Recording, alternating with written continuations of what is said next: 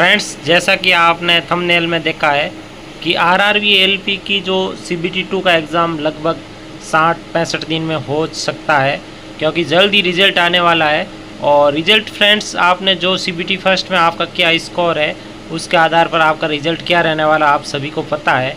और लगभग cut off कितनी रहती है, एवरेज जो पिछले ईयर में कट ऑफ गई है उतनी कट ऑफ रहने वाली है। तो हम इस वीडियो में हम बात करेंगे कि आप इन 60 दिनों में आप एएलपी के सीबीटी 2 के पेपर की तैयारी कैसे करें ताकि आपका सिलेक्शन इस भर्ती में हो सके।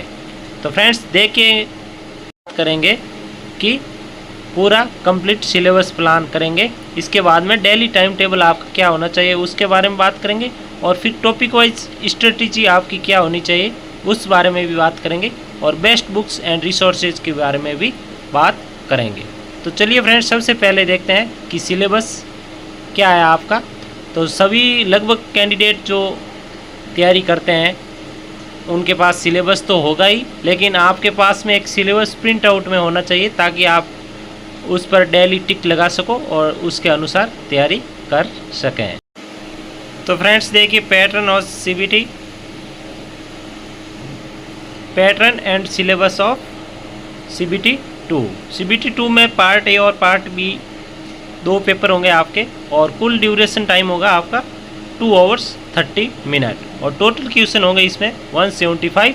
पार्ट ए में 90 मिनट्स प्लस 100 क्वेश्चन होंगे, और पार्ट बी में 60 मिनट होंगे, और आपके पास में 75 क्वेश्चन होंगे। इसके बाद फ्रेंड्स 1/3 नेगेटिव मार्किंग होती है, और नॉर्मलाइजेशन इफेक्ट करेगा। अगर आपकी एक से ज़्यादा शिफ्ट में एग्ज़ाम होता है तो नॉर्मलाइजेशन होगा। और नेक्स्ट है फ्रेंड्स, इन पार्ट ए में आपको मिनिमम पास परसेंटेज मार्क्स चाहिए प्रत्येक कैटेगरी के लिए। जनरल एंड ओबीसी के लिए 40, और ओबीसी जो नॉन क्रिमिनल है उनके लिए 30%, एससी के लिए 30%, एसटी के लिए 25%। और नेक्स्ट है कि जो आपकी मेरिट लिस्ट बनेगी वो मेरिट लिस्ट बनेगी only the marks scored in part A. Part A में जो आप स्कोर करोगे उसके आधार पर आपकी मेरिट बनेगी। और पार्ट बी है जो कि क्वालिफाइंग नेचर का है, और उसमें प्रत्येक कैटेगरी, चाहे वो किसी भी कैटेगरी का कैंडिडेट हो, उसको 35% लाने चाहिए, तब जाके वो पार्ट ए के लिए एलिजिबल होगा और उसके आधार पर मेरिट बनेगी। पार्ट बी में फ्रेंड्स आपको 35% स्कोर होना चाहिए।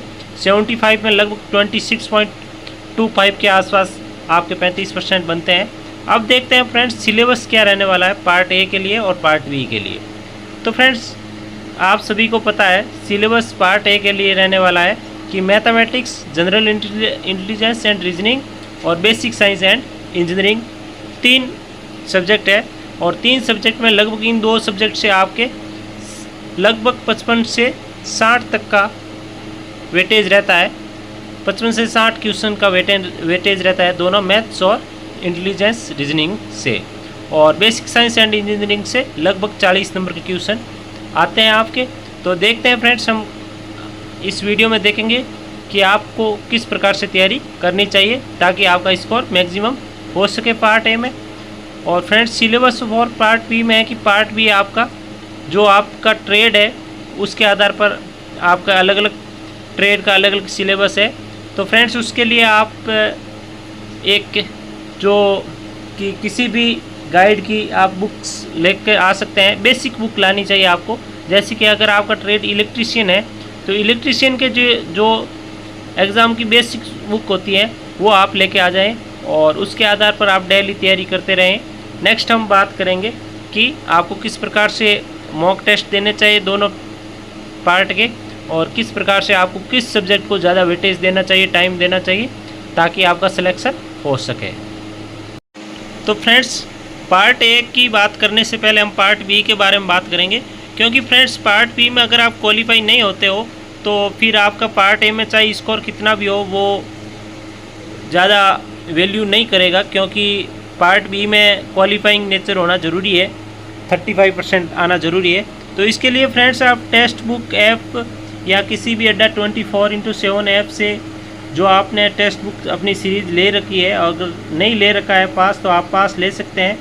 डिस्क्रिप्शन लिंक में टेक्स्ट बुक का पास के लिए आपको लिंक मिल जाएगा, तो उस लिंक से आप टेक्स्ट बुक से पास ले सकते हैं। तो फ्रेंड्स, टेक्स्ट बुक पे जो टेस्ट अवेलेबल होते हैं उनमें से आप एक आध टेस्ट देखिए कि आपका स्कोर अभी क्या आ रहा है पार्ट बी में। अगर आपका पार्ट बी में स्कोर अभी भी 35% से अबोव आ रहा है तो आप निश्चिंत होकर रहिए कि आपका स्कोर वहाँ भी 35% अबोव आ जाएगा। और इसके लिए आप सिंपल स्ट्रेटजी रखिए कि आप डेली 1 घंटे तक आप बेसिक अपना ट्रेड पढ़ते रहें और प्लस एक टेस्ट दें। लगभग 3 से 4 दिनों में एक टेस्ट देते रहें या सप्ताह भर में एक टेस्ट ज़रूर दें, जिससे कि आपका ये स्कोर मेंटेन रहे और 35% से ऊपर स्कोर आ सकें।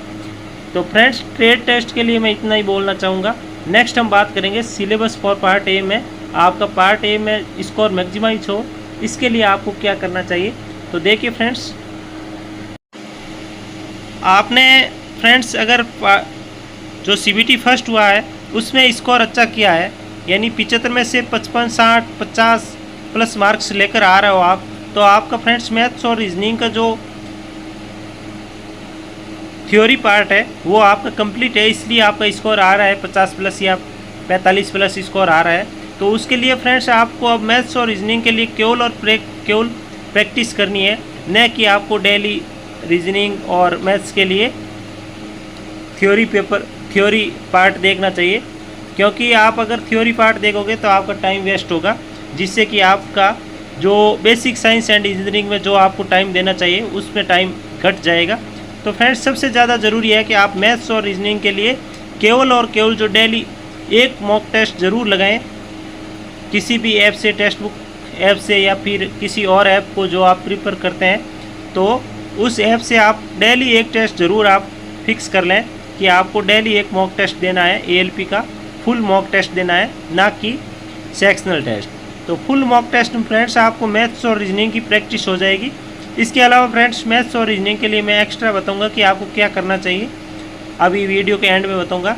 और friends, basic science and engineering के लिए आपको डेली 3 से 4 घंटे तक आपको थ्योरी पर फोकस करना चाहिए सुबह के टाइम, और नेक्स्ट दिन में जब आप टेस्ट देते हैं तो उसका एनालिसिस अच्छी तरीके से करना चाहिए। कौन सा क्वेश्चन आपके टेस्ट में गलत हो रहा है, उस क्वेश्चन के आधार पर उस टॉपिक को वापस पढ़िए उसी दिन, और इसी प्रकार से आपकी तैयारी बढ़ती जाएगी और आपका स्कोर 101% बहुत ही अच्छा होता जाएगा। अगले 60 दिन में आपका स्कोर लगभग, अगर 60 से नीचे आ रहा है स्कोर, फिर भी वो 80 के आसपास जा सकता है अगर आप इसी स्ट्रेटजी से काम करते हो तो।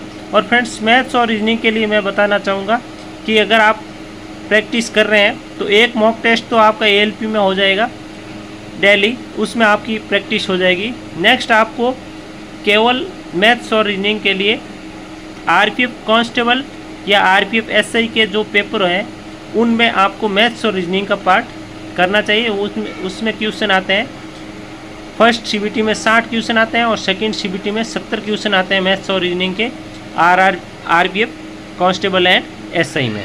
तो वो पेपर आप डेली एक पेपर देते रहें, जिससे कि आपकी मैथ्स और रीजनिंग बेस्ट होती जाएगी। और उसमें फ्रेंड्स आप पर मिनट एक क्वेश्चन करने का आपको रहना चाहिए कि आपको 70 मिनट में 70 क्वेश्चन करके आपको एग्ज़ाम सबमिट कर देना चाहिए, ना कि आपको पूरे 90 मिनट लेना है। 70 मिनट में आपको पेपर सबमिट करना है और नेक्स्ट उस दौरान आपका स्कोर कितना आता है वो आपकी मैथ्स और रीजनिंग की जो प्रैक्टिस है उसको बहुत ज़्यादा बूस्ट करेगा और आपका स्कोर एकदम से इंक्रीज हो सकता है। तो फ्रेंड्स, ये है स्ट्रेटजी। अगर आप चाहोगे तो आपके लिए बेसिक साइंस एंड इंजीनियरिंग के नोट्स भी अवेलेबल करा दिए जाएंगे और मैथ्स और रीजनिंग की प्रैक्टिस भी हम यूट्यूब चैनल पर करा सकते हैं। इसके लिए आप कमेंट सेक्शन में ज़रूर अपना ओपिनियन बताएं, जिससे कि आगे कुछ आपके लिए गाइड कर सकें।